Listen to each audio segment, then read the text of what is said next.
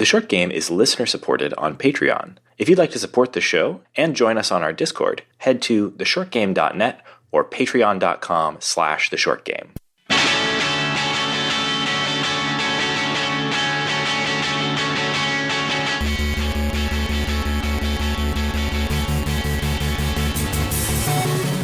Welcome back to The Short Game, a show about short video games, games that respect your time. I'm Raygan Kelly, and this week I am joined by the original cool co-host, Nate Eininger. That's right, it's just me and Nate this week, and we are talking to you about Button City. Button City is a game by a developer called Subliminal, and you may have seen it in the Wholesome Games Direct, or Wholesome Direct, where it got pretty much top billing, or like it's definitely one of the things that they were highlighting quite a bit, so we'll talk about that a little bit later. But yeah, Button City is a, how would you describe this, Nate? Adventure game? Yeah, I think it's a what would that be, like isometric adventure game that takes place across a variety of different dioramas, and you're playing as a adorable, and just get ready. I think we're probably going to overuse the word adorable and cute and things like that a lot. So there are only so many synonyms. Apologies in advance. Yeah. That takes place that you control an adorable little creature, and it's a world populated with adorable other creatures. And you got ourselves a classic cartoon plot, like Disney, like children's cartoon plot, not like like this is like one of the Muppet movies is this same thing, right? It's a story of a bunch of kids coming together to try to save their local arcade that is being bought out by evil Mr. Moneybags. He wants to turn it into, literally, quote, a big box store. And he is, I guess they're going to sell big boxes. Yeah, he is cartoon evil, and you have a bunch of cartoon kids who are going to go through cartoon escapades in order to save their cartoon city. And it is very, very 90s inspired. It has this very like low poly aesthetic that it's way too clean and perfect to be, some people might look at this and say, oh, like PS1 graphics, and it's not. It's low poly, flat shaded, much too sort of high res for something like PS1. It doesn't have the real jankiness of that, but it is that very low poly look. Yeah. And everything about the fashion, which is a huge part, I think, of the sort of aesthetic of this game. The characters all have very cute little tiny baby bodies, and they're all wearing cute tiny little, very 90s Dayglow fashion. Lots of pinks and purples and teals, lots of zippers and fanny packs and cute band-aids on faces and all sorts of that kind of stuff. I thought it kind of, not aesthetically, but graphically, it kind of reminded me of like a Katamari level of graphics. And also like, these little dioramas that you enter into are populated with lots of little details that if you were pushing a Katamari through, I think you'd be picking these things up individually. Lots of things hanging on walls and whatnot. So I don't want to bury the lead here too much, because I think we need to start by talking about the fact that like I think this game was not really all that great. I mean, we don't do a lot of like real panning reviews. But this was one that like I was really looking forward to playing this game for a few different reasons. One is that, I thought the aesthetic was really cute. The character models and all of that, it really was the kind of like super cute. Like you take one look at this thing and it's dripping with cute. And it's on a theme, this idea of like, it was, it's pitched as being about saving an arcade, and it's full of arcade style mini games with a 90s flair. And I love 90s arcade games. Yeah, sign me up, right? I mean, and I was like, okay, I want to spend time as an adorable little fox and his buddies, the cat and the little panda and whatever. And I want to spend time in an arcade playing adorable arcade games. And the game has 3 main arcade games that are pretty big, especially one main one, but like 3 main arcade games that are sort of pretty big parts of the story that you can play many times throughout the game. There's a primary game called Gobabots, which is a I think it's kind of like baby's first MOBA. I'm not super familiar with MOBAs, but like the Goba bots. I think that's the closest you could call it. I don't know how you define a MOBA either, but like, I mean, it's an arena battle game. Yeah, right. It's a game with 2 teams of 4. It's 3-dimensional. You have a central thing where in this game you're trying to make a smoothie, and so you're going around collecting Goba berries, fighting little bad guys, and as well as the other team, and trying to dunk the most Goba berries into the giant blender at the center of the level. It is, I really do think, sort of like baby's first MOBA. Yeah. I am a MOBA baby, so this was my speed. There you go. And I actually really, so as far as parts of this game, the actual like arcade game, that part, pretty solid. Yeah. There are 2 other games, and we'll talk more about Goba bots, I think, but there are 2 other games. There's also Revolution or Re-Evolution Racer, which is kind of a play on what's that anime racing game? The sort of downhill. Not going to be helpful here. Come on, Nate. Googling. While you look it up, Initial D. It's kind of like a riff, like an EV, like an electric vehicle riff on Initial D. It's like downhill drift based racing, although it's real simple, like really simple. There's go and boost. Go, boost, and turn are your 3 controls. Yeah, and I never got good at that one. And then there's a pretty basic sort of 4-note, what do you call it? Like DDR dancing rhythm game. Yeah, very basic sort of DDR-like.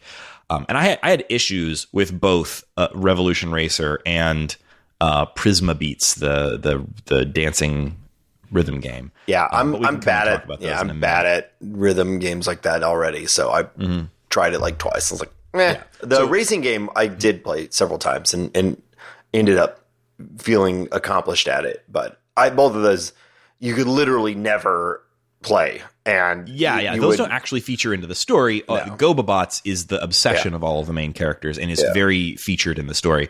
So that's why I was really excited about this game. That's a great pitch, right? For me, hold on, you left out one other thing that is a great pitch, which is you get as kids to try to halt the ever rising tide of capitalism. And so I appreciate that in a game too. Oh yeah. So I was like on paper, I was all in on playing this game. And as you said, like we don't really do a lot of games that we don't like. But like a little peek behind the curtain, I guess, we do a game every single week or most weeks. And every once in a while, if we do a game that we don't like, it's probably because it's somewhere in the middle. And we've committed enough time to it that we don't have time to like redirect to another game. Generally, this show is about celebrating good games. And for me, it's not even so much about like that. Like this was just good enough that I never felt like I've always felt like, oh, this is going to get good in just a minute. Right. It was never bad enough that I really felt like pulling the ripcord. I played almost all the way to the end of this game. In fact, I'm pretty sure I'm on like the very last like maybe 10 minutes of the game. I was a little stuck trying to find one last clue, so I'm not at the actual ending. But pretty sure I played the whole game. We're at like the same spot, and I really think that's almost like the epilogue of the whole thing anyway. And like, I don't know how long did this game is like 8 to 10 hours, depending on how much you. Yeah, probably 7 to 10. Yeah, but probably more like 7. Like it's pretty short. I played a lot of the Goba Bots, which we'll talk about later. I liked it. It was a thing that kept me tied to the game. But all this to say, like, this isn't a bad game.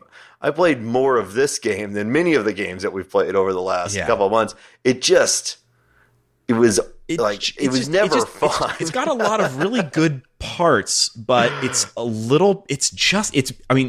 really hard to be mean to this game. It's so cute, guys. So cute. I'm looking at the webpage for this game right now, and Fennel the Fox, the adorable little baby.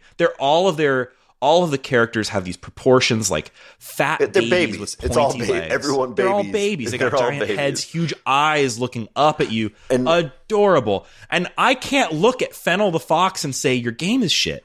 I can't. And poor Fennel is so nervous always shaken. This game does some really funny things with the camera work to really highlight these dumb little babies, and there's enough there. I bet that little someone, cute baby cats trying to look tough. They're called the Tough Fluffs. I can't deal. They're so there's cute. Someone out there that this is going to be like their favorite game. Yeah, there are probably tons of them. Yeah. But like, where it really came down to it for me is like this game has a lot of ingredients that like if it had just been a little more artfully written and a little more artfully edited, I think this could have been fantastic. I loved the characters. I do think that like these incredibly cutesy baby models with their gigantic oversized eyes and heads made it a little hard to like they are all very much they feel a little samey. So, and also they can't, while they have a number of facial expressions, they just can't emote very much, and the writing never gives them much to do. Like the story is these guys are, this kid Fennel the fox is new in town. By the way, did we mention all of these characters are named after food? Well, they're named after spices and herbs and spices, right? It's fennel, cilantro, basil, and cayenne, sesame. Yeah, I was licorice. really hoping that like if I had been able to choose my own character name, the way Chicory, so like they did the same thing, but somehow Chicory nailed it. And then with this game, it made it like even almost harder to like remember who was who. It's like, go find Chive. I'm like, which one was Chive? Was Chive the cat in the cool T-shirt with the like fanny pack, or was Chive the adorable rabbit in a wheelchair who's probably my favorite character model, by the way. Chive, I think, really Chive looks great. Cool. But yeah, it was, so. Yeah, I agree. Hard to keep track. I don't know why I didn't have that problem in Chicory. I think it might have just been that there was more variety, like the fact that they're literally all spices, and some of them are like a little more obscure spices, made it a little harder to keep track. Like, I don't know what sorrel is, but sorrel is one of your main characters. I had to Google that one. Outside of a couple of the kids, all of them are generally interchangeable. They're all like, it's cartoon it's like, Sunday morning cartoon characters or whatever. This is the bad one. This is the friend of the bad one. This is the friend of the friend of the bad one. Like they were impossible to really remember who is who and why they even matter, because there's not a lot of character development going on except for some really specific attempts at like some character development that was surprisingly dark's not the right word for it, but there's a couple moments where you can tell the game is trying to ground itself a little bit that I liked, but it was almost so rare that it really stood out in a way that like didn't feel like it matched exactly, the primary conflict of this game, which honestly was one of the things that actually, like, so the primary conflict of the game is that they're going to shut down the arcade, and there's various childish hijinks to try to stop it, and most of those are so like baby cartoon stuff on the face of it that like obviously this game is very cutesy, and so like having like very silly cartoon plots is not necessarily a mark against it. Yeah, but well, let's just say one of them, because I don't know how many people are. So like one of them is that in order to stop Mr. Moneybags, literally his name. No, it's Mr. Pepperbottom, but they call they call him Mr. Moneybags. They call him Mr. Moneybags, but they decide to dress up the arcade with like spooky items in order to make Mr. Moneybags think that the place is haunted. And exactly the example I was going to go for. Yeah, well, it's the most cartoony, and it's fine, but it's fine. But if you're just putting spiders on the arcade machines, and it's like it's all fetch quests because this comes down to like, okay, we need to go around town and collect some various things to use as spooky decorations, and that basically means like teleport. Yeah, every character has teleport. It's crazy. They can all teleport. Everyone can teleport. Yeah, I mean, and I guess that's important if you live in a world that is a bunch of tiny dioramas suspended, floating in a cloudscape, which is very cool looking. We can talk about the art maybe a little more in a minute, but like that is a really cool look, and I loved it. And the teleport thing, I think it's fine. It's neat. They all carry these weird little robot pet bots that are their cell phones and also teleporters, and they all teleport around, and it's treated. And it's a part of the world. Part of it. They use it, and it has like a plot important element that everyone can just boop teleport out away. Yeah, they had some word for it. I forget what it was. It wasn't teleporting. It was like zoom blipping or something. Yeah. But it's so funny that like everyone's playing these like, you know, really bottom barrel graphics video games, and then also able to like literally teleport anywhere. But, they can't. They don't have any games on those pocket robot teleporters they're all carrying around. You have to go to the arcade if you want to play a video game. Yeah. But yeah, where were we? The some of these plots, like what worked for me in the story are the interactions between the two quote unquote gangs. They were not bad. Like not high art, not great. I wasn't like moved by any of these stories, but like the confrontations between these two teams of Gobabot players, what was the main Fluff characters? Squad and the Fluff Squad and the Tough Fluffs. Right. And these are two gangs of children that are vying to be the top players of this game in this arcade against each other. That was really cute and funny, and I especially liked the Tough Fluffs because it definitely worked on me. These incredibly adorable characters trying to act tough, like they're like toughness, like greaser. It's like they're trying to model like greasers wearing pleather jackets. And trying, it very cute. I liked that quite a bit. But every time they directed their attention towards trying to stop the sale of the arcade, I don't know, something about that storyline just didn't really work for me. And eventually it does finally try to get a little bit serious when it does explain why Mr. Button, or whatever his real name is, who runs the Button City arcade, is selling. And it has a little bit of seriousness to that moment where the kids have to confront a real world situation for adults, right? Well, that's what I was talking about earlier too, though, because the relationship between Fennel and his mom is also like, you get the idea that there's a dream sequence where she tells him you're why he left about his absent father, and like that's just dropped into this story like a little tiny bomb. It doesn't never addressed again. I'm like, this is so strange. The dream, it's like a.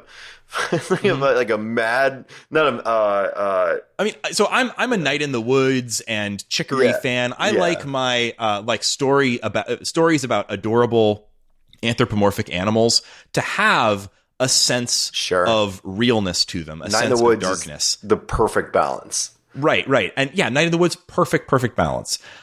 This has none of that. And part of that is because this is a game about literal children. All of these characters are supposed to be like 10 or something, right? And that's just not the kind of story this is wanting to tell. But it doesn't have much else. Like, I also love children's cartoons. And you can have real stories. I've watched a lot of Steven Universe. I'm currently working my way through The Owl House on Disney+.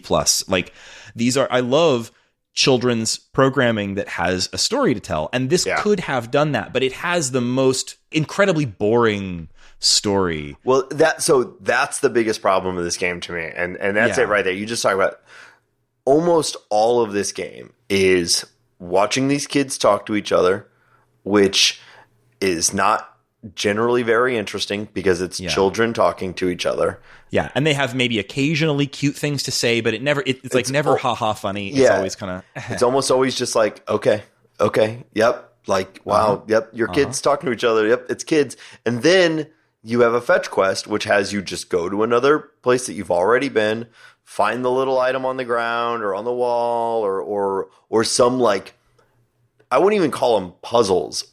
things you have to do to get to the other things that are Go like, get a bicycle wheel. Okay, teleport to the place where they have bicycle wheels lying around. Pick one up, come back. or you got to pull the switch on the wall to expose the way to get to the bicycle wheel. But it's never a challenge. It's like no puzzles. Yeah. It's right there. Or like, there's one where it's like, oh, there's 2 levers you have to pull, but one of the levers is broken.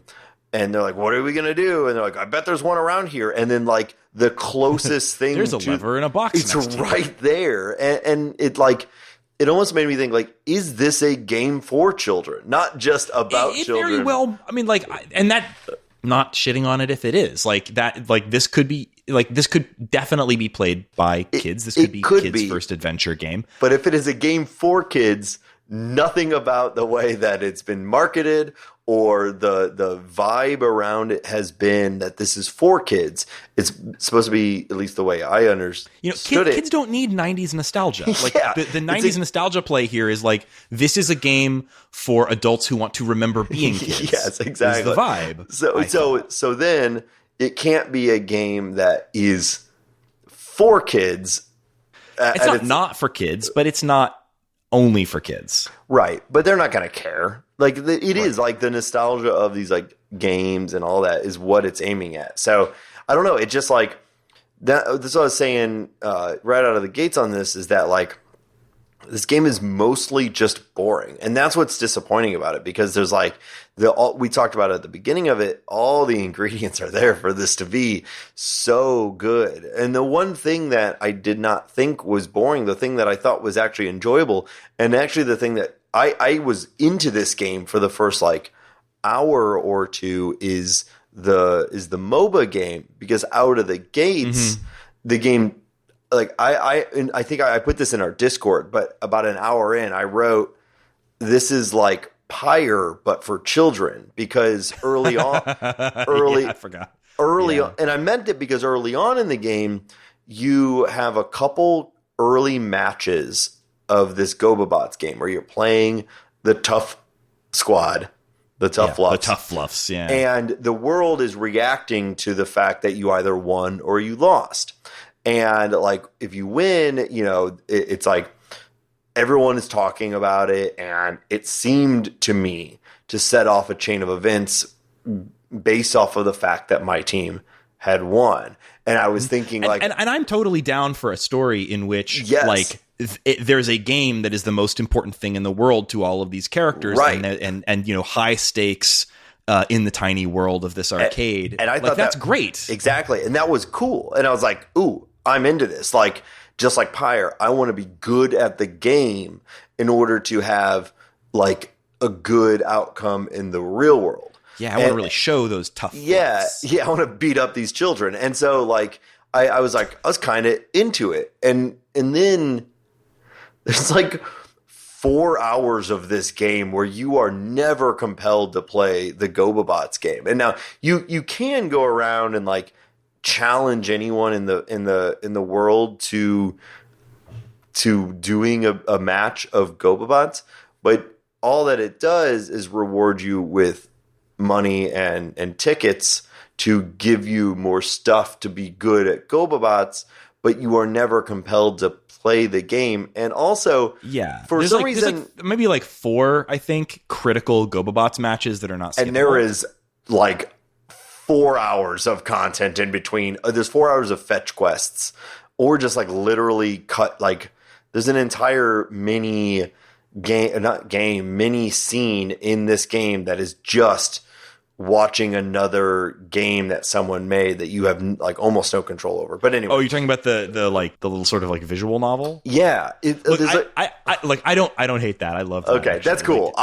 That to me was like the icing on the cake of like there's nothing in this game matters because I can totally see why like that, and that I agree. Like there's a lot of like real long stretches of like watching fine scenes play out, and then occasionally having to like teleport off somewhere to pick up 3 items and come back. Yeah. But like I will say that like that was actually a highlight. That was that's cool. So for me because like, and just to set up what I'm talking about there, like one of the people on your squad, Lavender the panda, He's such a what is Lavender's gender? I don't want to miss. Yes, she, her. Sorry, all these characters are like visually completely genderless, and so I had a hard time remembering their pronouns. Apologies to Lavender. Lavender is such a fan of GobaBots that she makes like Dojin games based on the GobaBots characters, and so you play through her entire like I guess sort of like dating sim-esque visual novel where well, it's of like course you loved it. Now it's all of the GobaBots are in a high school and you have to choose which one of them to like hang out with. And I thought that was super charming. And then it plays into a couple of scenes that happen for her later where, you know, she gets up the courage to go to some kind of GobaBots cosplay meetup at the park.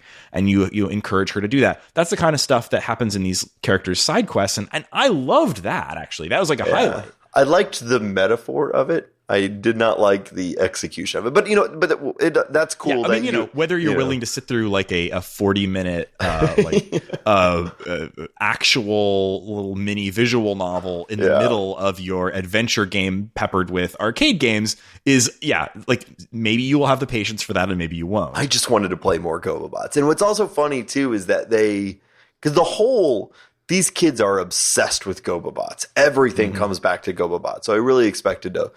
You know, play a lot of GobaBots. So I did. I played a lot. I went around and challenged people because it was the most fun part of the game for me. So I did that. But what's funny too is that before your first match, they do this whole little scene where you have to get your GobaBot. And not that there's like dramatic differences, but there are GobaBots that are more powerful than other ones. Mm-hmm. And some of them have like ranged or melee attacks. Yeah, different abilities, different things. It's kind of fun. Like I like it. It's cute. Yeah, and you can collect like 12 of them, I think, and But they give you the most powerful one as the first one. Yeah, so that is a little broken. So I was just playing it because I liked playing it. I never had any trouble. Like honestly, I also like you liked the GobaBots gameplay, but and I didn't go around playing every single person I could find who was willing to play GobaBots with me for a couple of reasons. But I didn't ever really find GobaBots that hard. The tough fluffs, tough as they are pushovers at GobaBots. No. Yeah, it's very silly.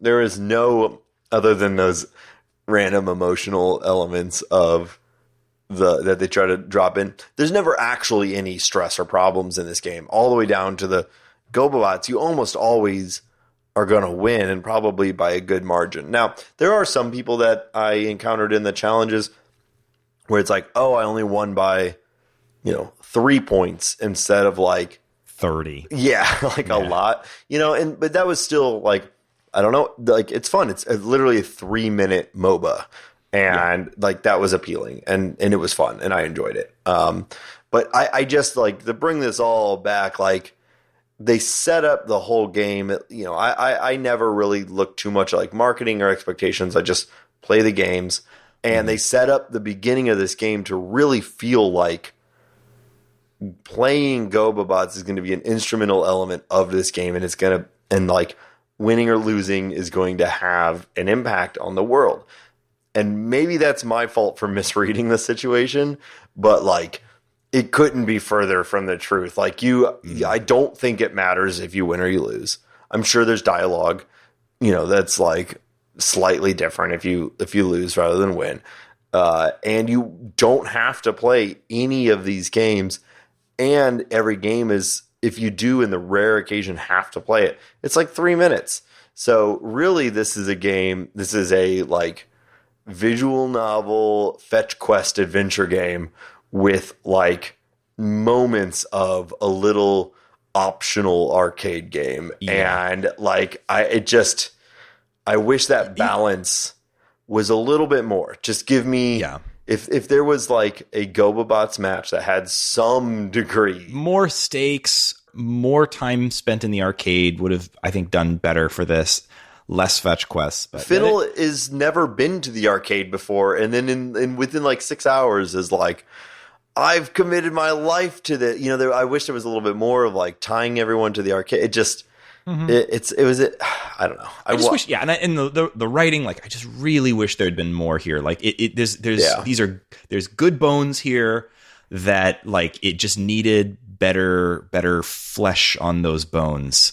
Not to get too, I don't know, graphic with the tortured metaphor, but like so you mentioned the way this game was marketed didn't necessarily do it any favors, and that's another interesting aspect that I thought might be worth talking about with this game.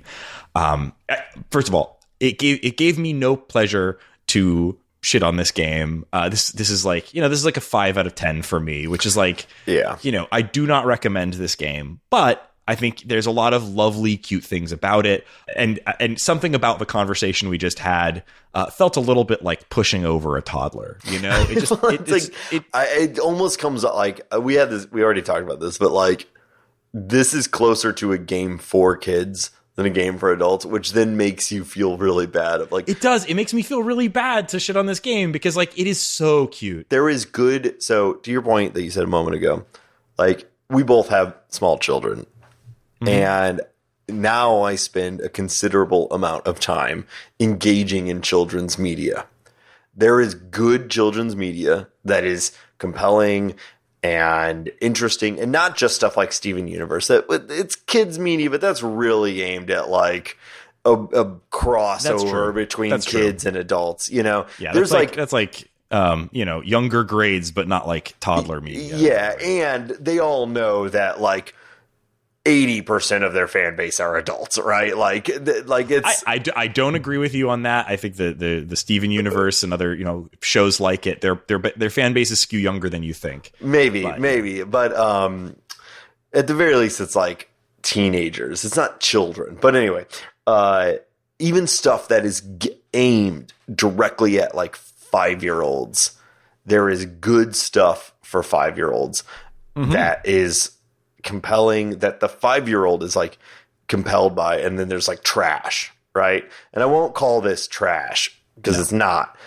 but it's not on that compelling side either. It's just right in the middle. You're just like, I want to like this so bad, and so that's why we were just riding that line the whole time I was playing this. Like if it had been worse by even not a little bit, just a little bit worse, I think we would have pulled the ripcord faster and we wouldn't be talking about it today.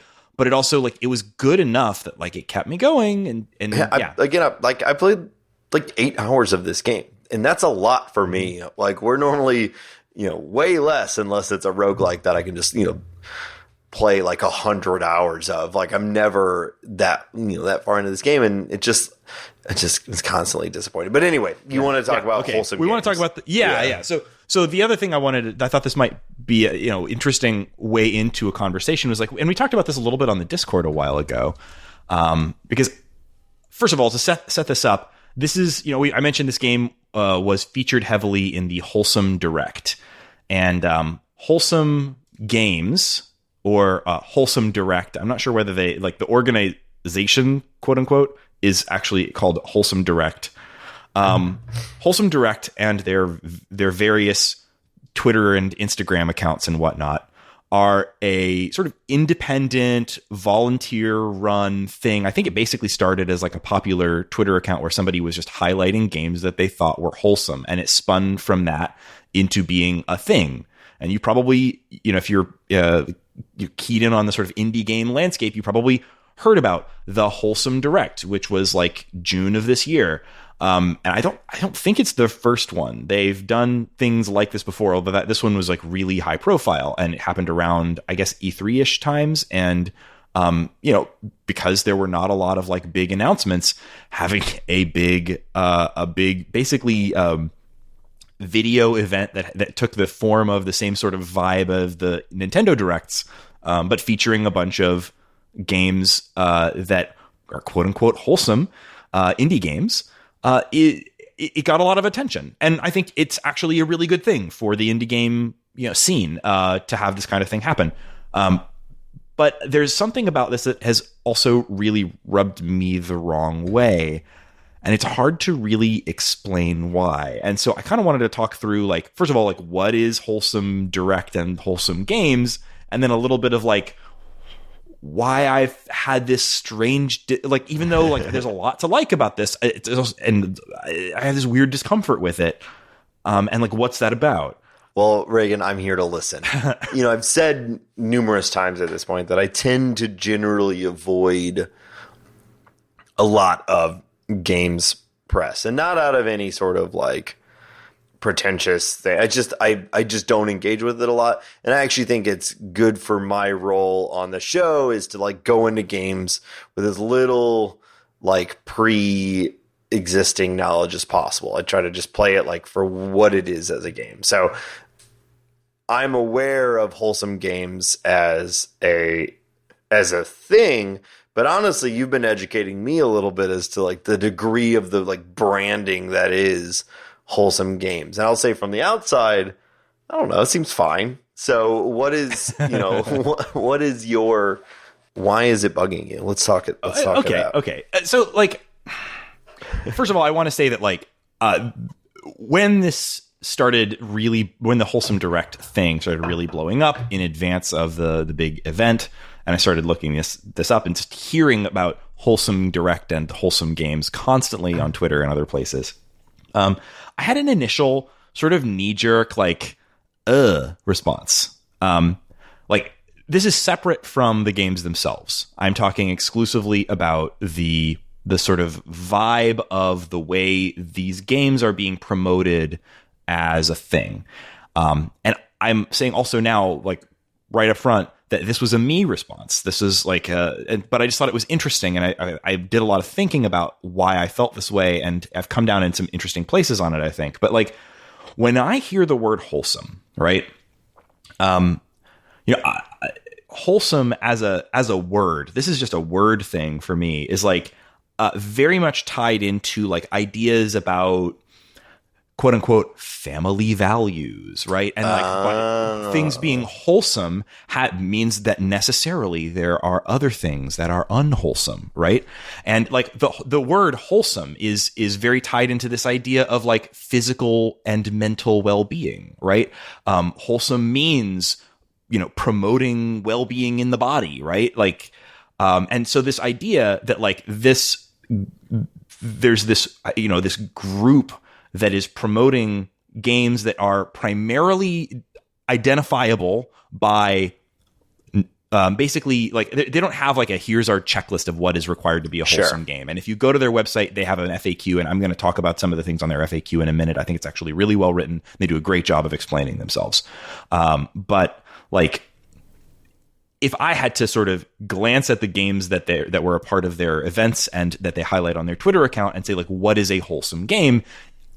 It'd basically be games that have cute aesthetics, that are mostly non-violent, and that are coming from indie developers. They especially seem to be trying to now this is probably separate from like what makes it wholesome, but I think is also important to them as an organization, highlighting games that are made by marginalized developers. So basically small indie games, very cute aesthetics, going for hugging, not shooting, that kind of thing. And the idea that like, here's a bunch of games that are, and this is also a me thing, but like some of this also leads a little too far into the like, small doggo pupper kind of thing, rather, like some of these just seem to be trying really hard on the like cute aesthetics, trying to use that as appeal that, maybe they don't have appeal that like for some of these games.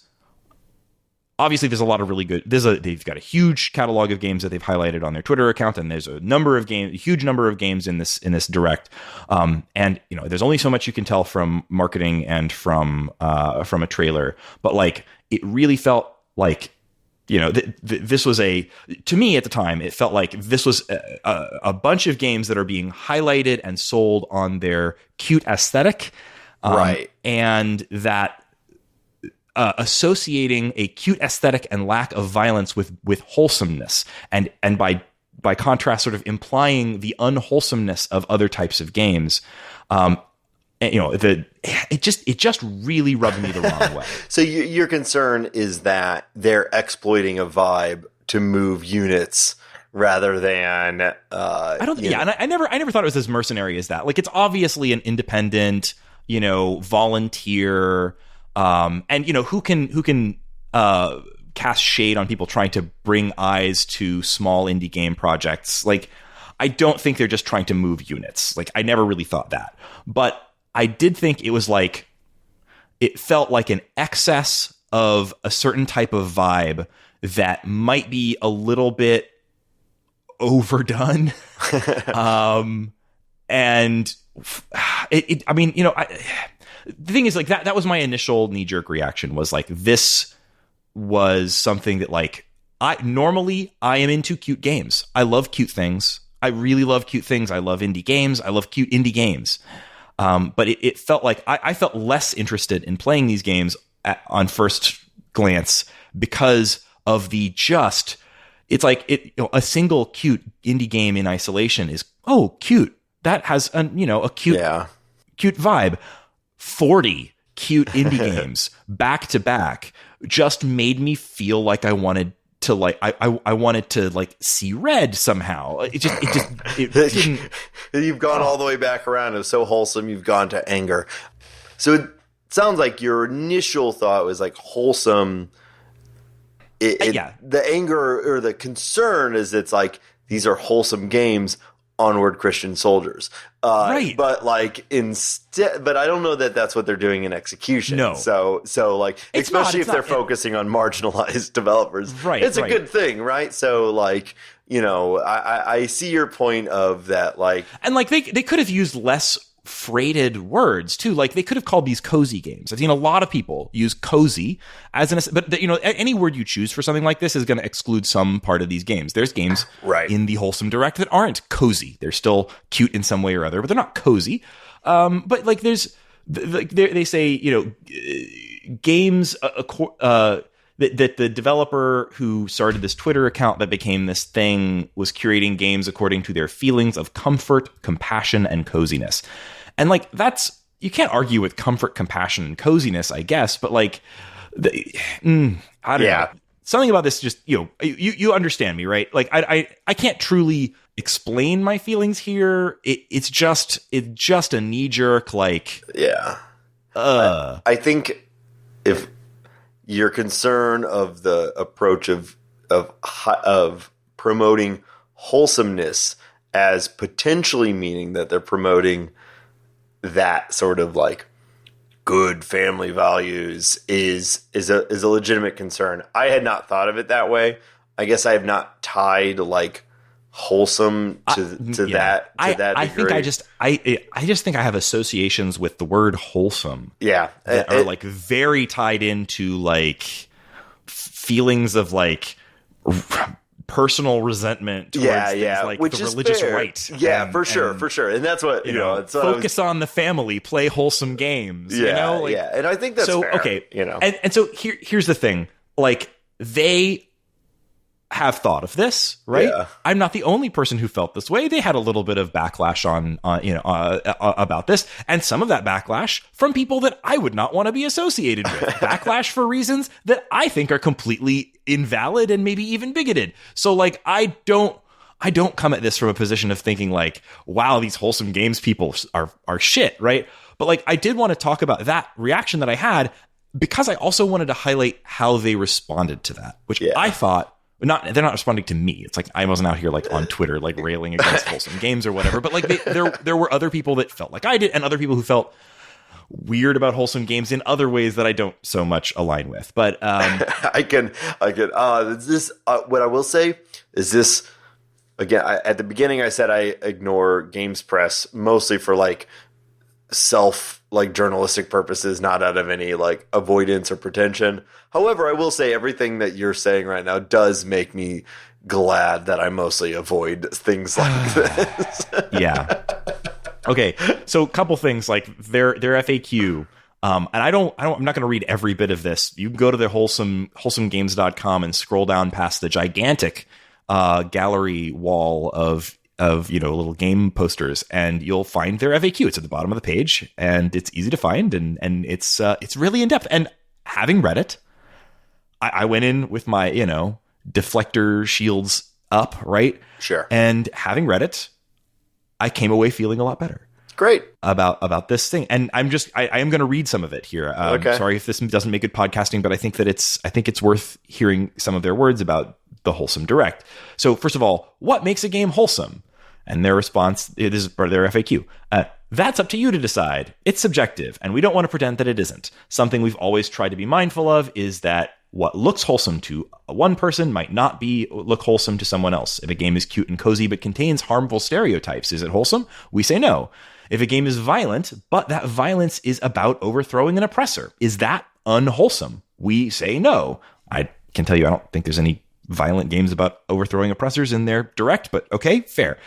Just none of them have been cute yet. Right. The opinions presented by our curation are just that, one group's opinions. The question of what makes a game wholesome is one that comes up again and again in our community, and while common themes sometimes emerge from those conversations, we think it devalues the discussion to suggest that there's ever going to be a comprehensive final answer. Which, fair. I feel like this is not an answer. What makes a game wholesome? But also, it does sort of indicate that they've thought about this question. Sure. And then, okay, but I hate the word wholesome. And when I saw this on their FAQ, I was like, finally, they're addressing me personally. Yeah. And their response was, honestly, so do we sometimes. Toxic positivity is a real problem.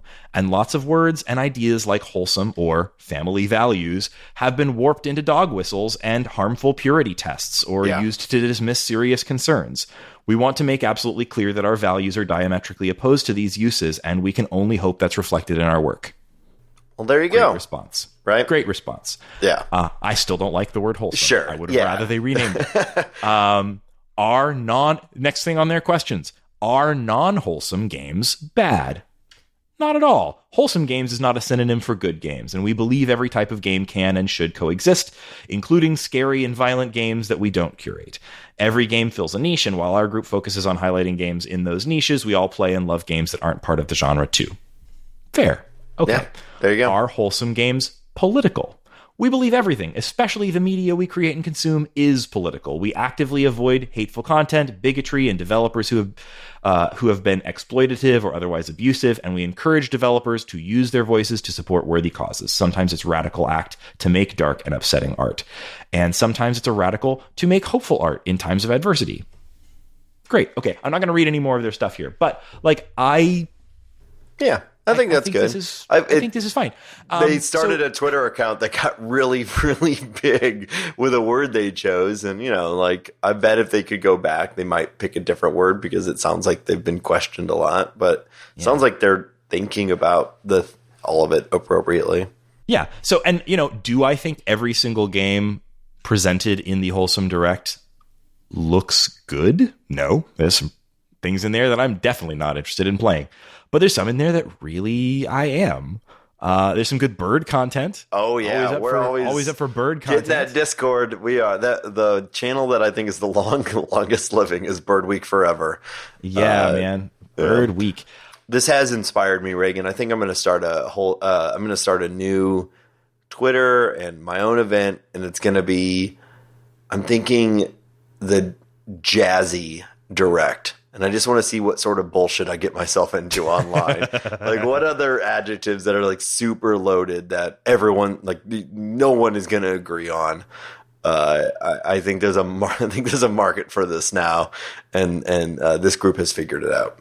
Yeah. So anyway, that's been my journey on Wholesome Games, which I still have some deflector shields up about this.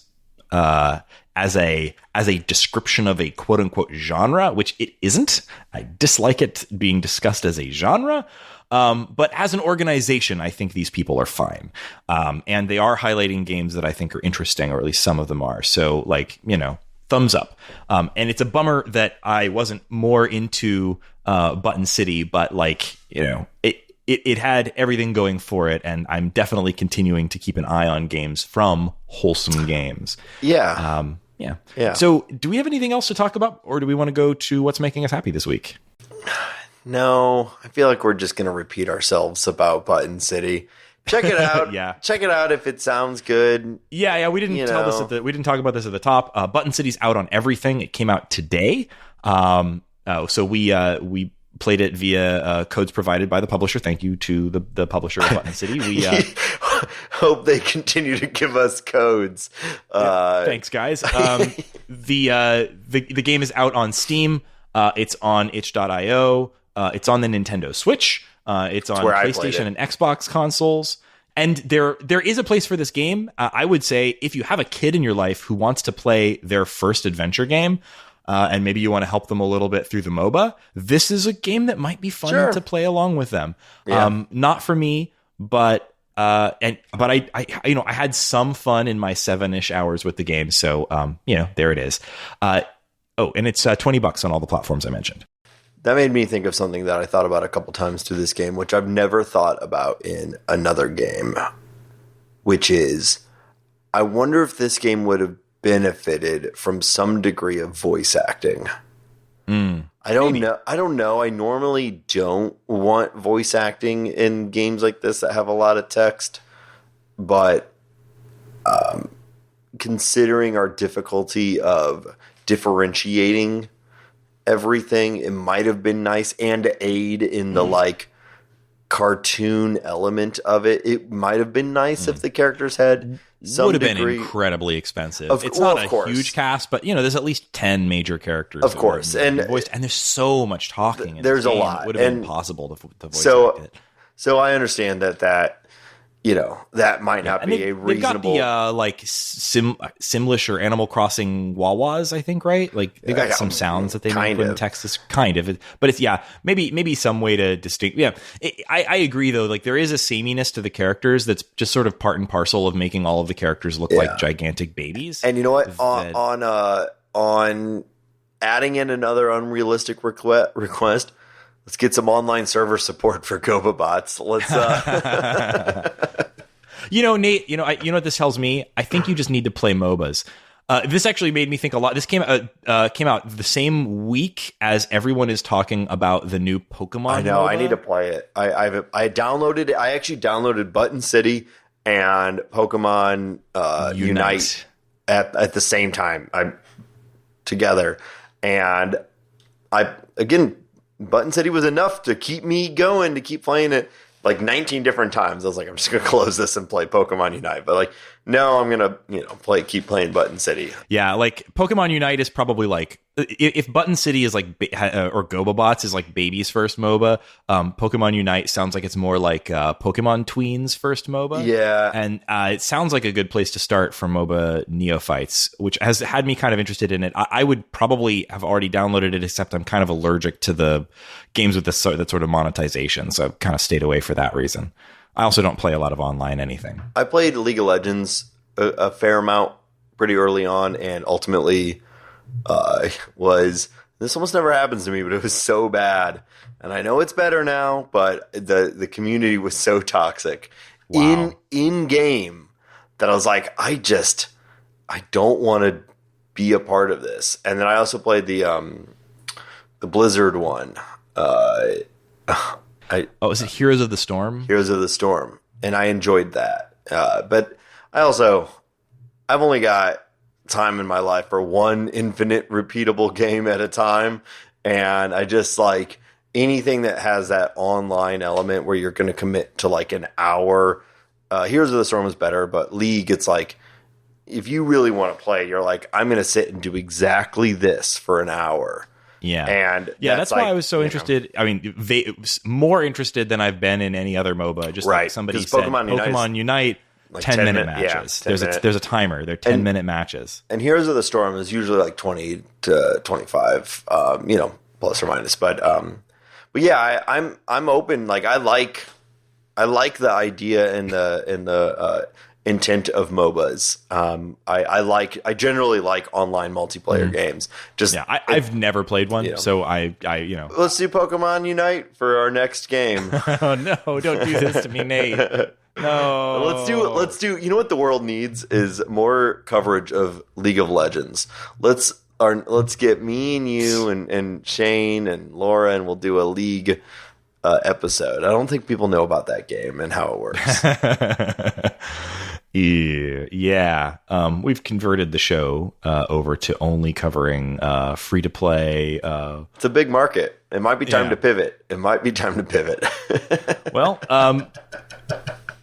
with that, I don't know how to transition away from MOBA Talk Corner, new for the show. But let's do what's making us happy this week. Since it's just the two of us, this should be pretty quick, right? So, Nate, what's making you happy this week? I'm going to steal one from Laura because I know this is welcome to Laura Corner featuring Nate.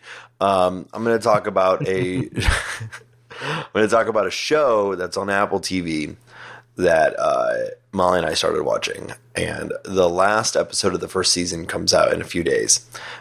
It's called Schmigadoon. Terrible title. I just hate the title. Oh, it's great. I love it. I know vaguely what Brigadoon is, but like, come on, like, I don't know. I know what they're getting at with the title, but like, I don't know. I heard that title, I was like, that doesn't sound. That sounds gross to say. See, this is where we're different. I was like, Schmigadoon. Oh well, don't say it. No one says it that way. That's you again. This is. It sounds bad to me. I don't like the. I'm sure it's a great show. Please tell me why it's great and why I should get over the fact that the sound of the title gets into my brain and makes me think of like wet cheese. This whole episode is turned into this is a Raygan problem. It is. I've got a lot of. The show is therapy. Thank you for being here for me. All right. So, Schmigadoon, what is it? It is a show. God, no one can. Raygan is making I hate it. Raygan is making a face that he's leaning in. I don't like the show anymore now. Off of it. I win. Please continue. God. I'm sorry for being an asshole. No. It's a good bit. So it is a show where Keegan-Michael Key and Cecily Strong are a couple, and they are fighting, and they decide to go to a couples retreat, like a super hokey couples retreat to find themselves and rekindle their love. And they end up going like in the woods, taking a turn, getting lost, and finding themselves in the town of Schmigadoon. And the town of Schmigadoon is a real life musical. So it's this like weird town that takes place in the time setting of like Sound of Music or Music Man, like where a lot of the first big musicals all take place. And the show itself is set up like a musical. And so if you've watched shows like Crazy Ex-Girlfriend, it's kind of like that. There's several songs in every single episode, but it's all super self-aware and referential to actual musical. There are characters that are musicals. There are characters that are like direct like rip outs from very famous musicals. And basically, Keegan-Michael Key and Cecily Strong are stuck in a town that is a existing real musical. So the town is always bursting into song. Their problems are like cliche problems from musicals. And the way they solve things are like cliche things from musicals. And it's really, really... if you are a fan of musical theater, this is made for you. It's like it is, and so this is why I'm stealing one from Laura. This show is like made by and for people who are deeply into musical theater. That said, it has a relatively modern comedic aesthetic. A lot of the people involved are, it's Keegan-Michael Key from Key and Peele and Cecily Strong from SNL. And there's like a ton of people all around it that are like modern, very famous comedy people. So it is got more modern adult humor that is very funny and very strange and very weird on top of this layer of this musical aesthetic from like the 50s or whatever. And it's just really, really funny, and it's great. And there's been a number of good musical shows over the last few years. I already said Crazy Ex-Girlfriend. Gallivant was a fantastic show. Yeah, Gallivant was the first thing I thought of when you started talking about this. And I really liked you. You suggested that to me, I think. And I really enjoyed Gallivant. Gallivant's probably one of my favorite shows of the last, 10 years. And this, I think, slots right in that thing where, the songs are going to be funny.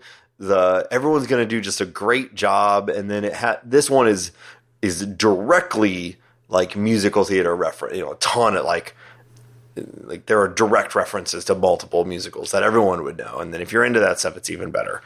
So yeah, it's on Apple TV. I really, really like it. It's been fun. It's a fun show. Yeah. Yeah. I'd like to give that a shot. Speaking of Apple TV comedies, this is not my main thing this week, but the new season of Ted Lasso started a couple of weeks ago. Yeah. And I've been enjoying getting back into that show. I almost said really that too. I think the first season of Ted Lasso is maybe in my top 10 favorite seasons of it's TV. It's 10 episodes, which is really manageable. And Raygan, I would argue it's a wholesome TV show. Moving on. Oh God. So no. I think season 2, it's a little more contrived, but they kind of have to because they wrapped up every single thing from season 1 in season 1. So it's a little more contrived, but it's very funny, and I love it.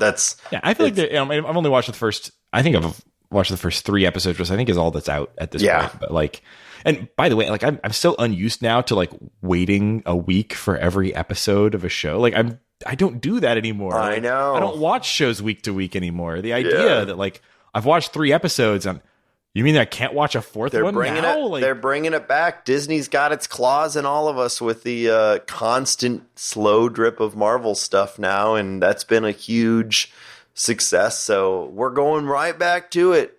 Weekly episodes. It's really weird. We cut the cord, and now we just have 14 different cords attached to us. It's great. Yeah. I still really prefer the gigantic content drop of the Netflix model, but whatever. Yeah. They can do what they want. I'll catch back up on Ted Lasso once the rest of the episodes are out. But anyway, the thing that I was going to talk about as my what's making me happy this week, the true thing that's making me happy, it's a bit of a personal triumph. On a very small scale. And that's so you remember a couple of weeks ago, maybe 4 weeks ago, I don't remember. I talked about going to that computer sale. Raygan's Retro Weekend. Yeah. Yeah. We're bringing it back. That was a great time. And I pulled out of that place 2 broken computers. One was a Macintosh LC2 and the other was a Macintosh SE FDHD, which the SE FDHD is, if you remember the classic Macintosh form factor, those original Macs that were the small little rectangular thing that would sit on your desk that had a little 9-inch black and white screen on the front. That's the SE was a later, an early 90s model in that same vein. So little upgraded versus the actual 1985 original Macintosh, but still, very, very much in that same aesthetic and functionality. I have had a bit of a journey trying to get that SE working again. So when I first brought it home, I knew it didn't work, right? The guy who, somebody had gone in with a Sharpie and written on the top of it, doesn't boot, something like that. So I had to clean come that on, off. you have to use Sharpie. I know, I still haven't gotten all of it off. It couldn't be a piece of tape with. No, they Sharpied it, man. Anyway, they carved it into the side. At least they didn't do that. It was not clean, but it cleaned up okay. And turned it on, and it booted to a checkerboard pattern on the screen. So I'm not a expert on these things, but I knew that wasn't good, right? It didn't even get to the little sad floppy disk or whatever. So I knew, okay, well, these things are from the 90s, capacitor plague. I did a little research, decided, okay, I'll order a bunch of capacitors on console5.com. Great website if you need to order capacitors. And started doing some work on it. And this is the first time in months, at least, that I've done any kind of this sort of soldering work, and had a great time doing it. But like the first thing I did was recap the motherboard, and it made it worse. So it went from booting to a checkerboard pattern, which all of the guides online that I'd read said like, oh, yes, this is a serious problem, but it probably will be fixed if you recap the motherboard. Did that. And then it booted to a zebra stripe pattern, which I thought, is that an improvement over a checkerboard? I don't know. Yeah, I love that. Like there is a like, oh God, okay. You got zebra stripe pattern is worse. You got zebra stripe pattern is much worse. As long as you don't get the dreaded cheetah pattern, that's the one you need to avoid. Yeah. Well, so I was quite discouraged when I got the zebra stripe pattern because when I looked it up, there's 30 years worth of people talking online about like, well, what do you do if your Mac just shows a zebra stripe pattern on the screen when you boot it up? And most of what people said was it's DOA. There's nothing you can do. But I'd already ordered all the capacitors for the other parts, and I was talking online to some people about like what might be causing this, and I got some hot tips about some troubleshooting. Long story short, I did some testing of voltages in various places, and it seemed like these things have a power supply that does like 5 and 12 volt power, and it seemed like 12 volt power wasn't making it to some of the places that it should be. So I decided to, why not? If it's dead, at least this will be soldering practice. Redo the solders on redo the solder and the capacitors on the analog board, which is one of the other 3 main components in these things.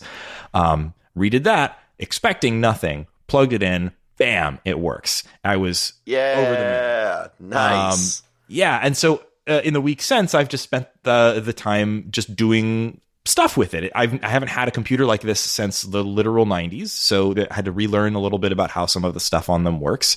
The hard drive was completely dead, so I ordered a thing called a blue SCSI. These things use SCSI, SCSI hard drives, which are a very old standard, and you can't easily get... Well, you certainly can't get new SCSI hard drives, and this thing's 20 megabyte hard drive was dead. So I needed to get something new. There's a bunch of options for this now, but the cheapest is something called a blue SCSI, which is basically an Arduino on a board with a SCSI connector, and you put it together. And that was like, it's $25 kit or $50 if you order them pre-assembled. I ordered it pre-assembled because I was lazy, but it actually looked like it. So it could have been something I could have easily built myself if I'd well, hold on. That's a weird version. I wouldn't call it lazy. You just talked about doing a new capacitor on an analog board. Yeah, I'd just done a lot of soldering. I was like, I want this thing booting as fast as I can now because now I'm impatient. And so, that lets it boot off of an SD card, which is really neat. Considering this is an old Mac that like had a 20 megabyte hard drive, and now I have a 32 gigabyte SD card in it. You turn it on, it just explodes. It was too fast. It was too fast. Can literally store every single game that could potentially run on this computer. And just, spent a lot of time dicking around with it, finding old edutainment games that I remember from when I was 7 years old, that kind of thing. Yeah. So I've been having a lot of fun with that. And it's the first one of these that I've done in a while. So that was what was making me happy this week, was this great success that I really wasn't expecting it after I got those zebra stripes. But I hope you went and posted it on your forum, so everyone's excited for you. That's awesome, and it's been fun to watch you just get better and better at this stuff over the years. That said, I realize now, as you've been talking, that we're just in the early stages of what will inevitably be Mecha Raygan, and I'm a little bit worried about what that's going to look like. But no, that's awesome. That's a real skill. I understood like 40% of what you're talking about, and I'm excited. Sorry if that was boring radio, but there we go. Capacitor it's fun for me. There was you at one point said capacitor plague, which definitely piqued my interest, but I don't think we have time for that right now. No, you can't just say that, because then I won't want to talk about the capacitor plague. It's a very interesting topic, but you're right. Well, maybe we'll save it. Yeah, well, I'll Google we'll save it for another podcast. Yeah. Thank you, listeners, for joining us on this episode of The Short Game. It's been a fun one. I don't love doing a negative review, but sometimes it's kind of fun to talk about a game that we don't like in the same way that it's fun to talk about a game that we do like. It's interesting to talk about why. So I hope this wasn't I hope this was still an entertaining episode for you folks. And thank you for joining us on the show. You can find our show on the internet, www.theshortgame.net, or you can find us on Patreon at patreon.com/theshortgame. Every single one of our patrons gets access to our Discord, which is where we talk about the show and plan episodes and chit-chat about things. Patrons at the $5 level, even if you just come in at $5 for 1 month if you want, we'll get sent some stickers. We get nice short game stickers that are going out to all patrons at the $5 level. We also now do early release of episodes for patrons. So if you would like to get episodes as much as a few days early, at least a day early, that's all I can really commit to, but a little early, then you can become a patron of the show. Patreon.com/theshortgame for all of that fun stuff. And you can find the show on Twitter @_shortgame. You can find me on Twitter @Raygan K. That's RayGanK. And Nate, where can people find you? You can find me on Twitter @NateSTL. And just a quick shout out to our existing Discord members. It's great. It's great. Thank you to all of you fine patrons. Yeah, it's great. We love it. Yeah. You all rock. And thank you for joining us on this episode of The Short Game.